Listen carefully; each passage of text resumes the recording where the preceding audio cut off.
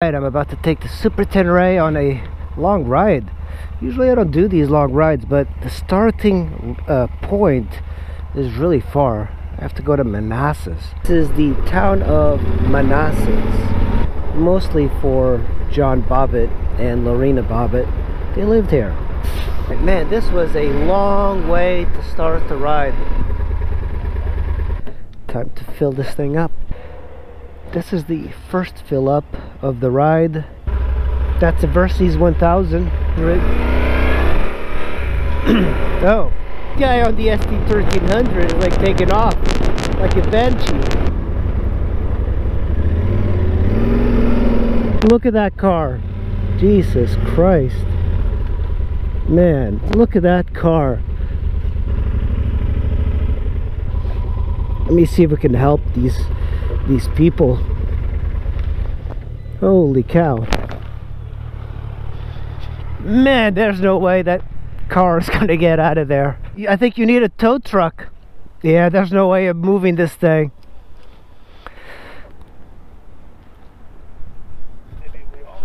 I'm not shy. Can we open the back? Hit the truck open. Try to get weight on that corner. Reverse. Try to go back. Can you put it reverse? Hold on, let me jump back in there. He moves some. Hold on. Heavier people. Use it back. Holy cow. A little bit more. Oh, there we go. Whoa. A little bit. Alright, stop. Are we out of this yet? I don't think so. Back. I think he's good. He's done. You can get off now. That is incredible. Wow. Oh, that was the beginning of the ride, and it was already eventful. Man, that was kind of crazy. And Sean rescued him. I mean, I was a little worried about being... He was in front of us, made a U-turn, but he didn't realize that there was this big drop-off for the shoulder. Just incredible. He's taking that corner pretty fast. I'm not used to it. That's funny, man. This guy can ride that st1300. This is a great little area.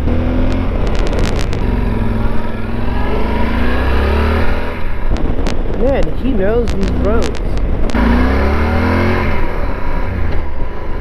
You know, cops usually are like kind of floating around on the weekends, trying to get speeders. On a Monday, they're not around. You do have to watch out for the little tree branches on the road if you're off camber. And by off camber, that means that the road is like not level. So you can take much more speed and you're essentially much more upright than usual. It feels good. See, this one is off camber too. It's as if they were designed for motorcyclists. I love this. You could go through here and like, you know, arrest me speed. Flint Hill, Virginia. Skyward Cafe, shout out to them. 211 is down the street here. This is the town of Little Washington. I think it's just called Washington, Virginia. But people call it Little Washington.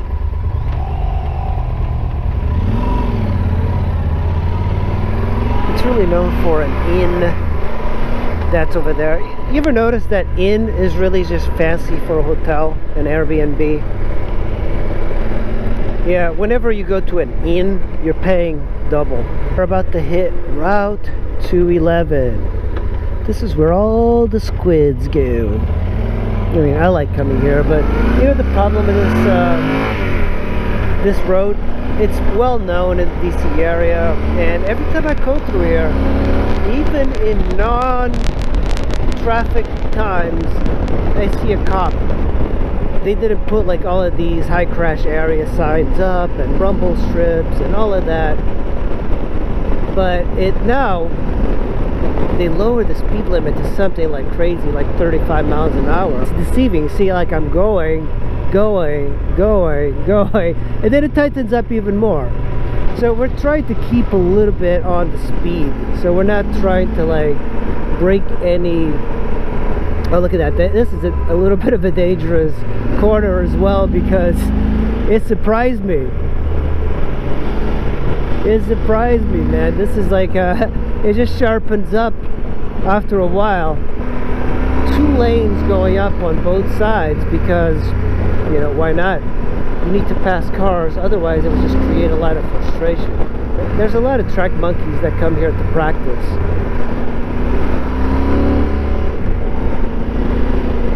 Some of these corners, man, they're so deceiving. And I try not to come here too much because I'm more afraid of cops here than in most places. Sean is so smooth, he doesn't use his brakes at all, which is kind of amazing. That's when you know a rider is good. They always seem smooth. You know, it's like everything in life. When somebody's very good at it, it seems like they're not really working.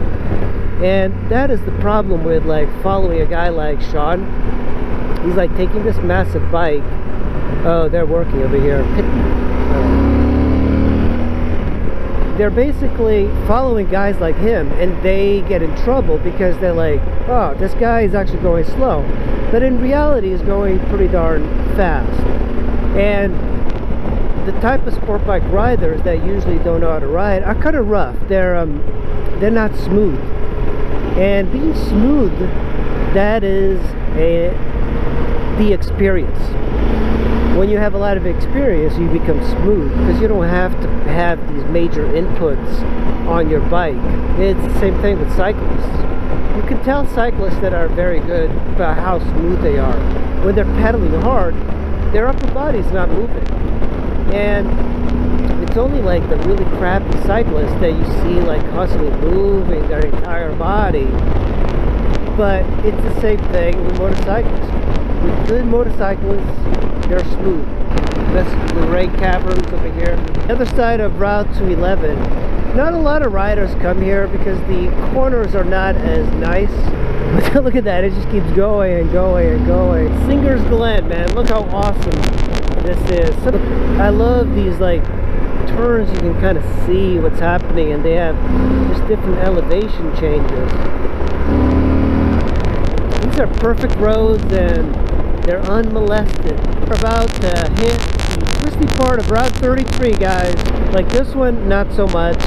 And then it kind of starts leading you into corners.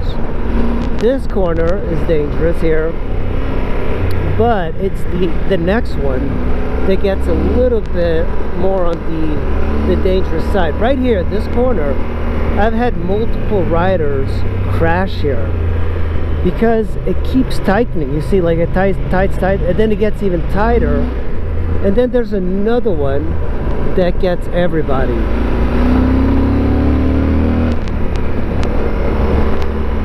So you got to set up for the corners, and you see these are off camber corners as well, so they are really fun, and you can really twist the throttle. Look at this.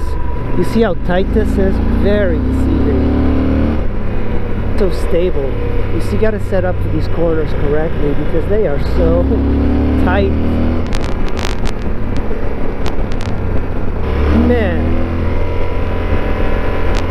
big open class bikes. This road is unbelievable. I love this road. This bike is just so good in the corners. It's so smooth. I'm not going like sport bike speed, but man, this thing is just, the suspension on this is incredible. It really is. And the road is actually kind of lumpy. So you gotta like go outward and then meet the apex of the corner and kind of slide out. You don't want to go too far out because there's cars coming. You don't want to be that guy. So for that, you can kind of just cut through these lines. So you downshift. Sometimes you go from one corner to the next too fast, and then you have to overcorrect. But normally you want to go slower and get the right line, because once you get the correct line, it's so nice. It's just like a free-flowing type of riding instead of like depending on corner to corner feel. You have to kind of use your momentum for riding. Oh, look at that. Look how beautiful that is. We're gonna pull into this Virginia.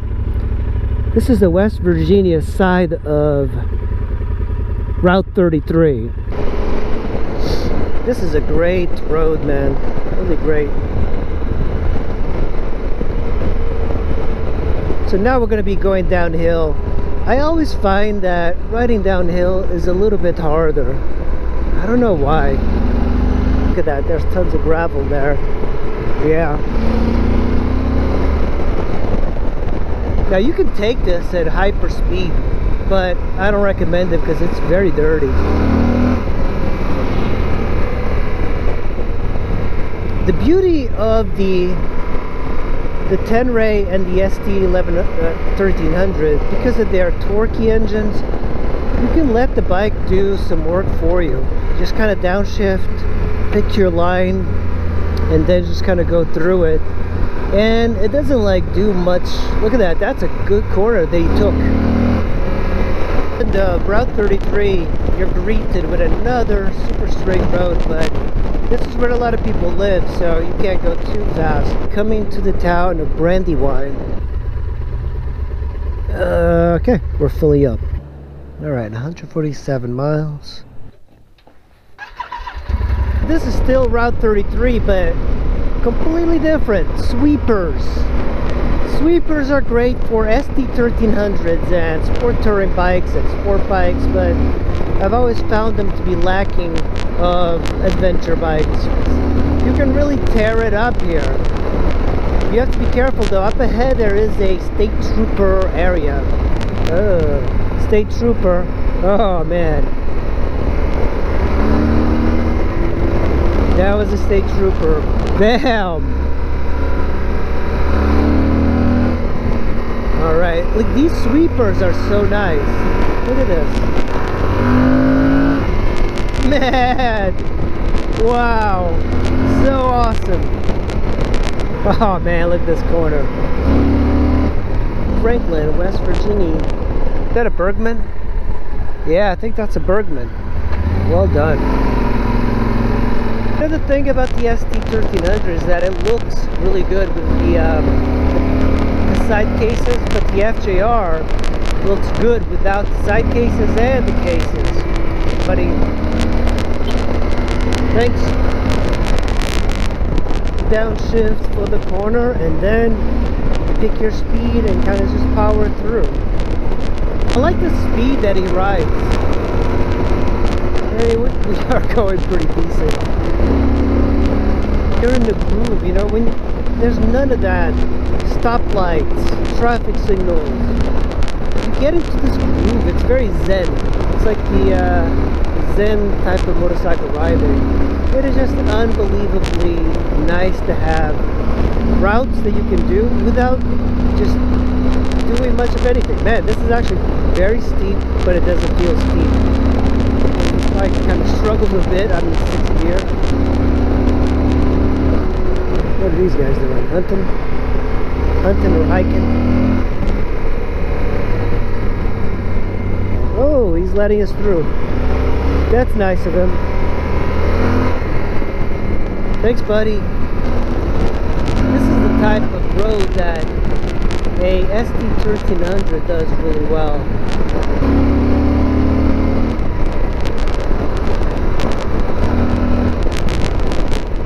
Like right about here, this is when I crank it.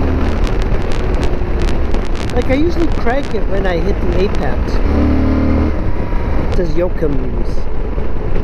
Usually a lot of motorcycles gather here at Yoakham's store and restaurant. Past this guy. 85 miles an hour.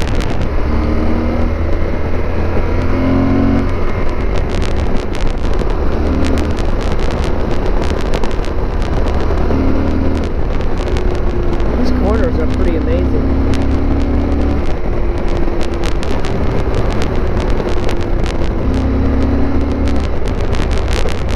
time I came here on the Bistrom with a couple of friends, and I had this friend of mine who took his KLR 650 onto the creek, and we had to like fish it out. I don't know what the hell he was thinking. Right here, Smoke Hole Road, great road, and it doubles back. But American Legion, what is this? Oh, no kickstand. Oh man.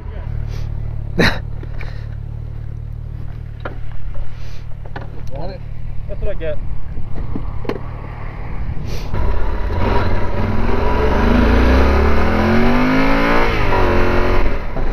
So this is what Petersburg looks like.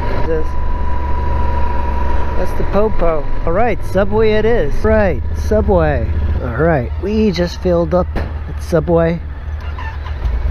That Versys 1000 is quite fascinating. So that has got fuel, it's got electronic suspension, and it's got like lean sensors, it's got apps for his phone and everything. It's just amazing. Just amazing. Well, it's like I'm riding the most antiquated bike here, and he's got the st1300, which I used to have, but his is a special like police one. It's got all of these other things that most bikes do not have. I think I'm going to switch to touring right here, just so it's not like all lumpy. This is called Eagle's Nest. Oh, is that a cop over there? I think a cop lives over there. This awesome looking area here.